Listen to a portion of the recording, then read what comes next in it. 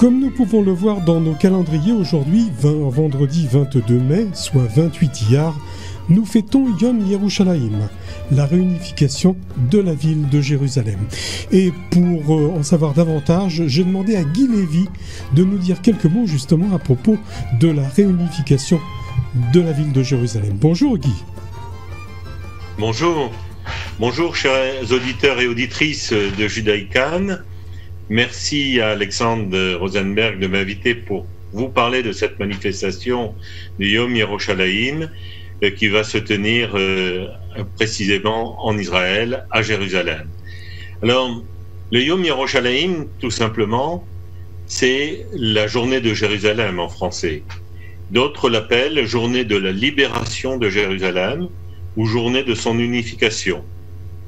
La date de commémoration a été fixée par l'État d'Israël à la suite de la conquête de Jérusalem, incluant la vieille ville, bien entendu, lors de la guerre des 6 jours, le 7 juin 1967 du calendrier grégorien, ou plus précisément le 28 Iyar 5727. Et c'est d'ailleurs le 28 Iyar 5780, c'est-à-dire dans quelques jours, que à Jérusalem se tiendra ces manifestations. Alors cette journée donne lieu en Israël à diverses cérémonies joyeuses pour l'essentiel, ou commémoratives dans certains cas, pour les soldats qui sont tombés dans la libération de la ville et de la vieille ville. La fête est observée bien entendu par le plus grand nombre de la population juive israélienne, peut-être à l'exception de quelques minorités de juifs ultra-orthodoxes. À cette date du Yom Yerushalayim, il faut noter que la communauté juive d'Éthiopie manifeste également par une journée du souvenir pour les juifs éthiopiens qui sont morts lors de l'émigration en Israël. Après la conquête ou la reconquête finalement de la vieille ville, l'État d'Israël a déclaré que Jérusalem était maintenant définitivement réunifiée et capitale éternelle et indivisible du peuple juif. C'est le 23 mars 1998 que la Knesset a décidé de faire de ce jour une fête nationale au cours de laquelle la communauté juive commémore la libération de la vieille ville et de ses lieux saints.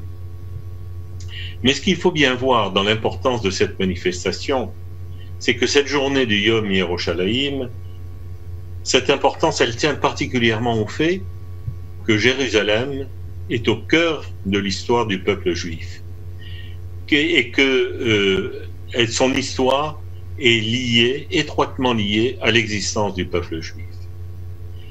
Je voudrais vous rappeler à cet égard un midrash, donc quelque chose qui n'est pas tout à fait récent, le midrash Tanuma dans Kedushim, qui dit: le pays d'Israël est au centre du monde.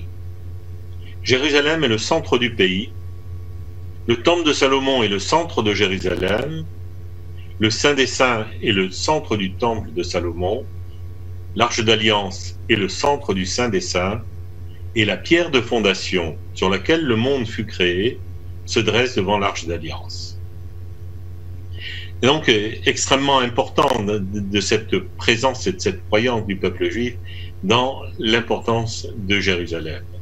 Cette région de Jérusalem a connu une présence humaine depuis des millénaires, et la zone géographique où la ville est implantée est une zone où ont fleuri quelques-unes des plus grandes civilisations que connut l'humanité.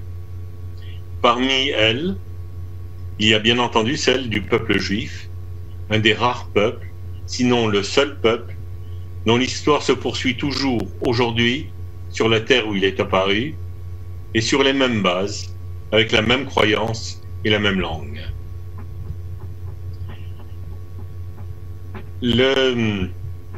Jérusalem, qui a été la capitale du royaume d'Israël au Xe siècle avant notre ère, avait acquis au cours des siècles une renommée qui s'étendit dans tout l'Orient ancien et tout le bassin méditerranéen. C'est dans cette ville de Jérusalem que fut construit le fameux temple par le roi Salomon, temple voué au culte du Dieu unique, dont depuis maintenant, hélas, près de 2000 ans, il ne reste plus qu'une partie du mur occidental auprès duquel des générations de Juifs sont venus et continuent à venir pour implorer le Seigneur et attendre le Mashiach. Jérusalem et son temple ont été convoités par tous les grands peuples de la région, dont beaucoup ont disparu. Et sans être exhaustif, je mentionnerai notamment, très rapidement, l'Égypte ancienne, la Babylonie, la Perse achéménide, la Grèce, Rome, Byzance, la Perse sassanide, les Arabes, les Turcs, les peuples d'Europe occidentale au temps des croisades, et après à nouveau les musulmans avec Saladin, les Mamelouks, les Ottomans jusqu'à la fin de la Première Guerre mondiale. Enfin, au début du XXe siècle, ce furent les Britanniques qui obtinrent un mandat sur la Palestine et créèrent un foyer national juif après la déclaration Balfour de 1917. Au final, le 14 mai 1948, après les terribles épreuves que vécut le peuple juif lors de la Shoah et de la reconstruction de la Palestine, le peuple juif obtenait des Nations Unies la reconnaissance de l'État juif qu'il nomma Israël et qui dès sa naissance dut combattre et continue de le faire pour son existence, pour affirmer son existence. Au cours des derniers millénaires, le peuple juif a été maintes fois évincé de sa souveraineté sur Jérusalem.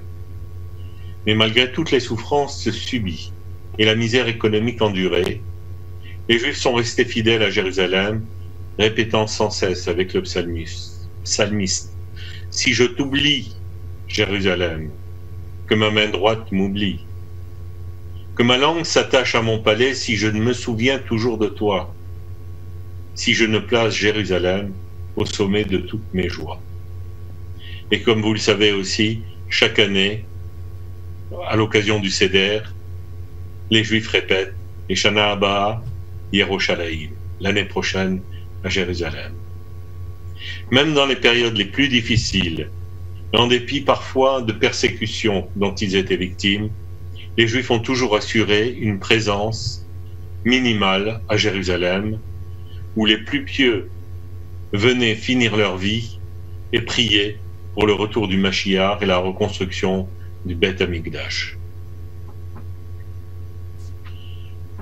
L'histoire du peuple juif et la ville de Jérusalem où fut construit le sanctuaire n'est pas une histoire banale, certainement pas, en tout cas pour le peuple juif.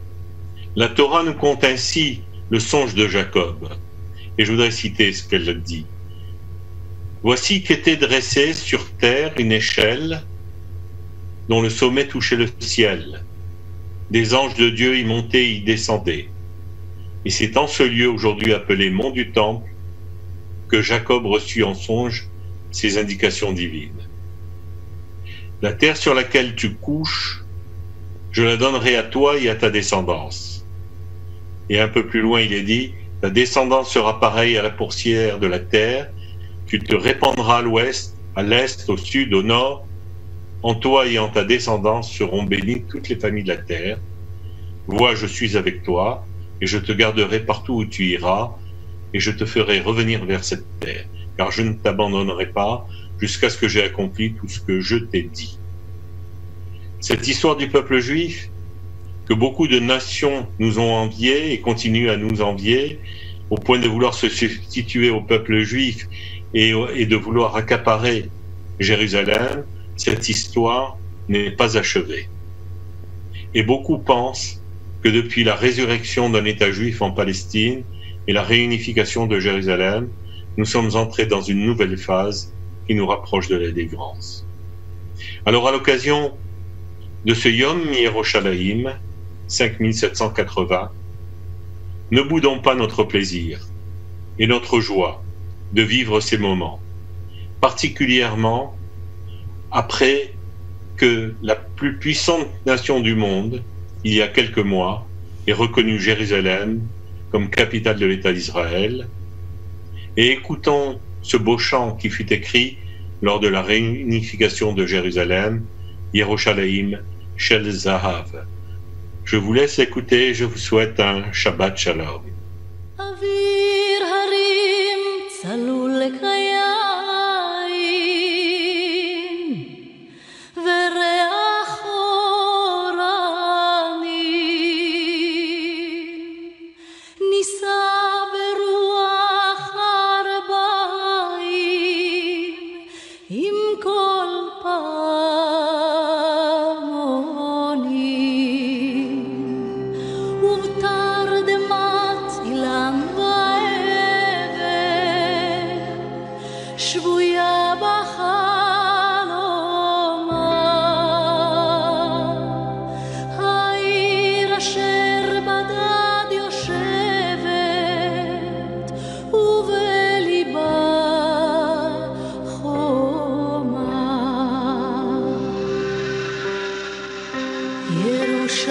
ירושלים של זהב ושל נחושת ושל הלא לכל שירייך אני כינור ירושלים של זהב ושל נחושת ושל אור הלא לכל שירייך אני כינור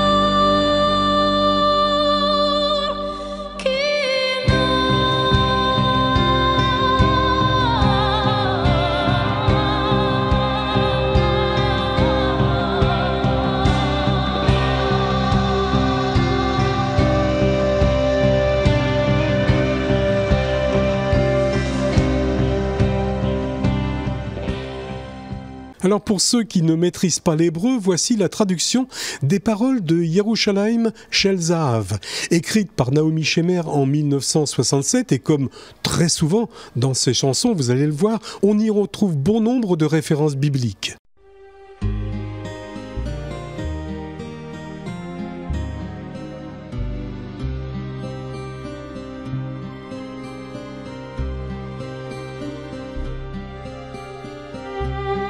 L'air des montagnes, clair et limpide comme le vin, transporte par la brise du crépuscule le tintement des clochettes et l'odeur des pins.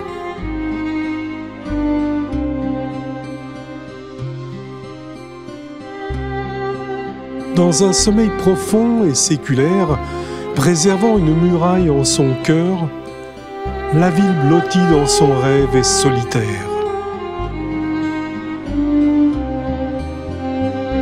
Jérusalem d'or, Jérusalem de bronze et de lumière, pour jouer toutes les chansons écrites en ton nom, je me transforme en violon.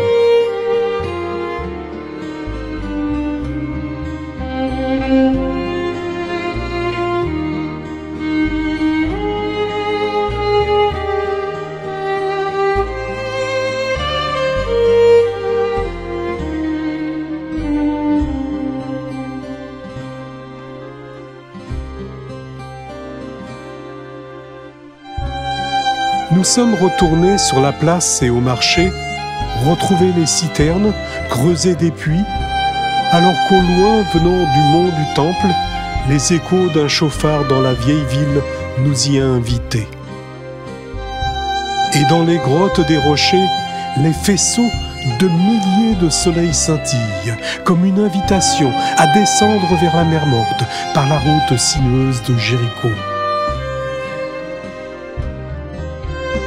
Jérusalem d'or, Jérusalem de bronze et de lumière, pour jouer toutes les chansons écrites en ton nom, je me transforme en violon.